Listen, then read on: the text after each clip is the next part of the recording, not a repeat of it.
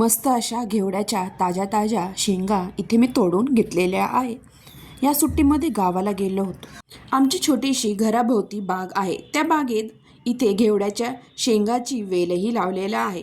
आता त्या वेलेला भरपूर असे घेवड्याच्या शेंगा आल्या होत्या। ताज्या ताज्या घेवड्याच्या शेंगा, मस्त झटपट अशी भाजीही होते या शेंगाची व खायलाही एकदम चविष्ट लागते। तुम्ही ह्या घेवड्याच्या शेंगाची भाजी भाकरीसोबत थंडीमध्ये खाल तर एकदम चवच येते तोंडाला। काही नाही, अगदी सोपी आहे करायला। इथे मी कढईमध्ये थोडेसे तेल घातलेले आहे व तेलामध्ये इथे 7-8 लसणाच्या पाकळ्या चिरून टाकलेल्या आहेत। लसूण चांगला परतला गेला की त्यामध्ये आपण निवडून घेतलेल्या घेवड्याच्या शेंगा इथे टाकायच्या आहेत। आता इथे लसूण चांगला परतला गेलेला आहे, त्यामध्ये मी आता या घेवड्याच्या शेंगा टाकून देणार आहे। आता ह्या घेवड्याच्या शेंगा आपल्याला चांगल्या परतून घ्यायच्या आहेत।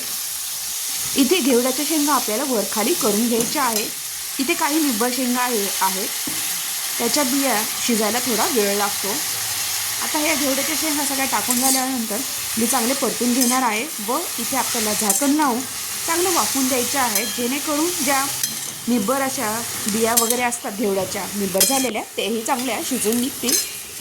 छान अशी ही घेवड्याच्या शेंगाची भाजी लागते, एकदम चविष्ट अशी व करायलाही अगदी साधी सोपी आहे। काही नाही, तिखट मीठ लसूण वगैरे घालून सहजरित्या झटपट अशी ही घेवड्याच्या शेंगाची भाजी होती। आता झाकून लावून इथे वाफवून घ्यायचे आहे। इथे मी मीठ वगैरे काही टाकलेले नाही। आता इथे 10 मिनिटानंतर तुम्ही पुन्हा झाकण काढून बघू शकता। पुन्हा आपल्याला हे परतून घ्यायचे आहे। अजून 5-10 मिनिटं ही शेंग मी अशीच परतून घेणार आहे। पुन्हा आता चांगलं मिक्स करून झाल्यानंतर आपल्याला झाकण लावून ही शेंग अजून शिजून द्यायची आहे। अशा प्रकारे ही शेंग चांगली शिजून द्यायची आहे। इथे आपल्याला पाण्याचा वगैरे काही वापर करायचा नाही। पुन्हा झाकण लावून मी ही शेंग शिजून देणार आहे। आता तुम्ही 5-10 मिनिटानंतर पुन्हा बघू शकता, या शेंगाचा कलरही चेंज झालेला आहे व चांगली शिजतही आलेली आहे। आता यामध्ये आपल्याला चवीनुसार मीठ घालायचं आहे। आता मीठ टाकल्यानंतर पुन्हा इथे थोडंसं पाणी सुटतं व ओलसर होती ही शेंग। आता मीठ टाकल्यानंतर पुन्हा मिक्स करून घेणार आहे व अजून 5 मिनिटं आपल्याला ही शेंग मिठामध्ये चांगली परतून घ्यायची आहे। 5-6 मिनिटं मी झाकण लावून ही शेंग अजून मिठामध्ये शिजवून घेणार आहे। आता 5 मिनिटानंतर तुम्ही बघू शकता, मस्त इथे आपली शेंग पूर्ण अशी शिजली गेलेली आहे। आता इथे बाकीचे घरातले जे मसाले असतात ते टाकायचे आहे। आता 1 चमचाभर मी इथे हळद टाकलेली आहे व घरात जे मसाले असतील लाल तिखट, काळा मसाला थोडं थोडं टाका व तिखट तुमच्या आवडीनुसार इथे तुम्ही कमी जास्त करू शकता। अशा प्रकारे हे मसाले टाकल्यानंतर आपल्याला ही शेंग चांगले मिक्स करून घ्यायची आहे।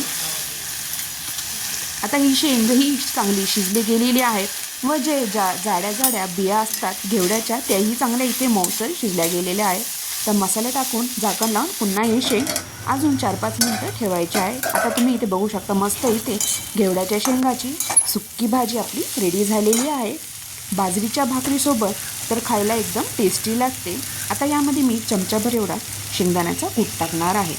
अशा प्रकारे ताज्या ताज्या घेवड्याच्या शेंगाची भाजी खायला एकदम चविष्ट लागते। अशा प्रकारे तुम्हाला ही रेसिपी कशी वाटली नक्की कमेंटद्वारा कळवा व माझ्या चॅनलला लाईक, शेअर आणि सबस्क्राईब करायला विसरू नका। पुन्हा भेटूया अशाच नवीन रेसिपीसोबत। तोपर्यंत तुम्हा सगळ्यांना बाय बाय व धन्यवाद हा व्हिडिओ शेवटपर्यंत बघितल्याबद्दल।